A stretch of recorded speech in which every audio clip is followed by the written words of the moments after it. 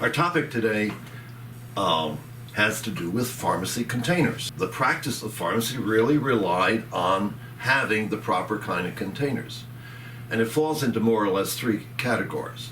Pharmacists themselves received products, and if we look at history, from literally around the world. Asia, the Middle East, were the sources of drugs and of spices, and so, whether it came by camel or by ship, they came to where the pharmacist was. Then they were provided in smaller containers, and so they might come to the pharmacist, and this is something here in the States. Park Davis would send the pharmacist lobelia, botanical crude drug from which the pharmacist would then make maybe an extract or a tincture of something of that set. Or, and Wyeth was very elaborate, this is a product that they made that the pharmacist in turn would incorporate into his prescriptions, and they came in bottles of this sort. So bottles, containers, really were an important part of the pharmacy practice. For the longest while, until probably the 1930s, pharmacists were very active in compounding the individual prescriptions for the patient, which meant they took the ingredients, it's very much like cooking, they incorporated them and made a specific product for a patient. Well, they had to have the ingredients. It would be like you're in the kitchen and you have your spices. We have containers for those things, and they were called shopware. It was just a universal term that was used for the containers that the pharmacist used. And because of the nature of the material, the container was different. Before we went to glass, we had ceramic things. The pharmacists of the time, who used just hundreds of different kinds of plants, would have a container for each of those plants. Well, the pottery industry had some very fine artists, and they began to produce products like this. They were not only functional, but also very beautiful. And so we evolved from ceramic to glass. So you have TR for tincture. A tincture is an alcoholic product, and it would evaporate quickly. So the stopper was a ground glass stopper which fit very tightly into the container. They also had certain kinds of really oily products. This is because it's, you'll see the word oil at the start and you'll sort of see it on the bottom.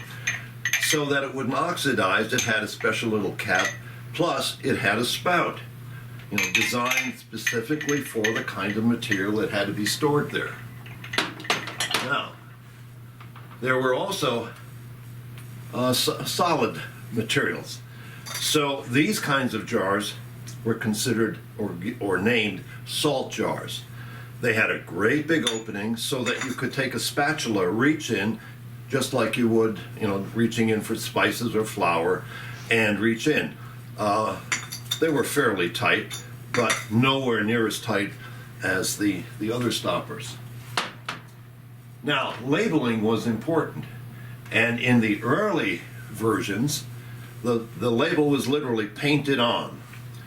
And this is still in very good shape.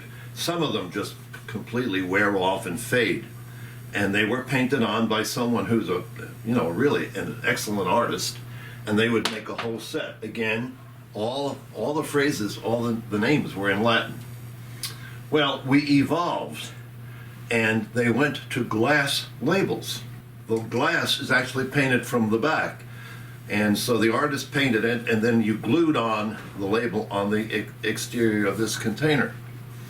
Well, you can see there's nicks in this thing, because as you're working along, you're going to catch it accidentally with something and bang it out on the outside. Well, someone says, well, can't we do better than that? Well, they came up with a patent. By simply indenting the glass when they molded it, the label now sticks on the inside, and as you're working, you don't hit the label. And so this one doesn't have any dings in it. So these were called shopware. So we had products that came, products that were made or stored, but eventually The patient has to receive the containers as a prescription. What we have here is a collection of containers that would actually be sent home with the patient. Now, one of the things you notice is they don't have a screw cap.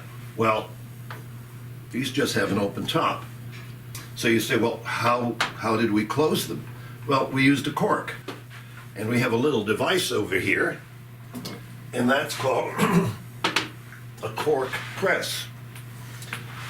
The cork material was taken from oak trees, primarily in Portugal, some in Spain, and they found out that you could cut that shape and it was spongy.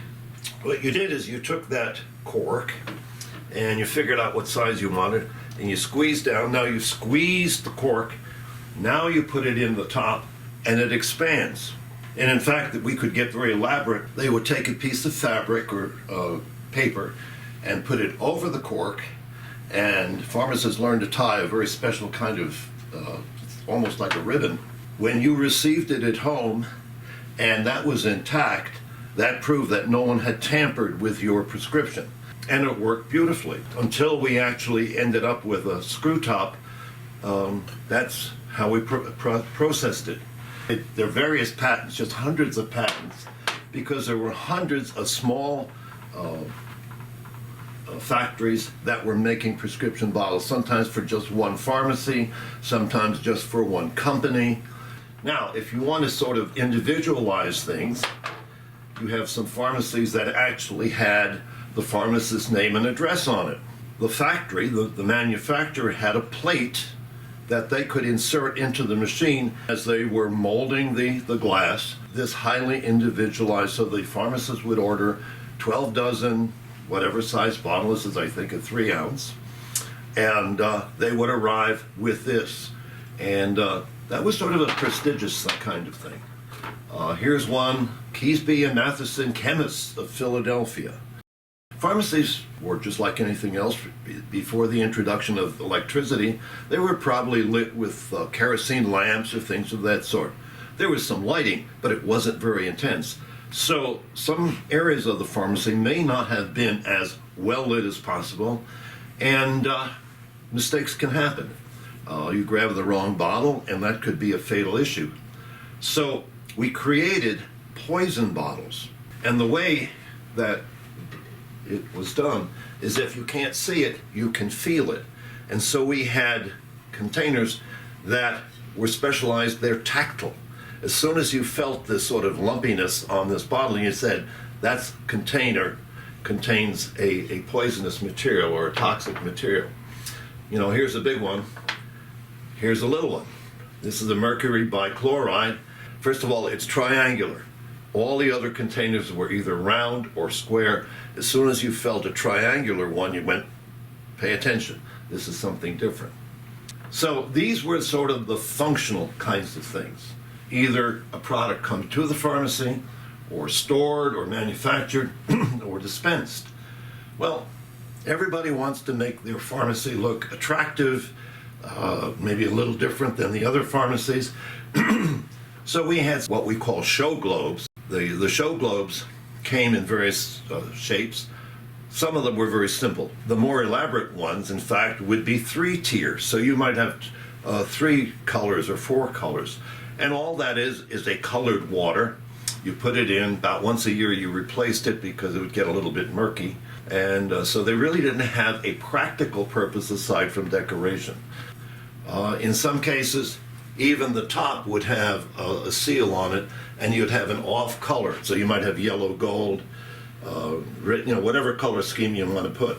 And these were set along, and as light, whatever light you had hit it, it would be reflected. So you had a little bit of a sparkle. So, if you're out there in the backyard someday digging things up and you find one of these, you'll have a bit idea of, what was it used for? Why was it out there? Why does it have little lumps on it? Historically, we were glass or ceramic. Some of them were very attractive. Some of them were, frankly, quite dull, but very practical. So that's sort of the story on pharmacy containers.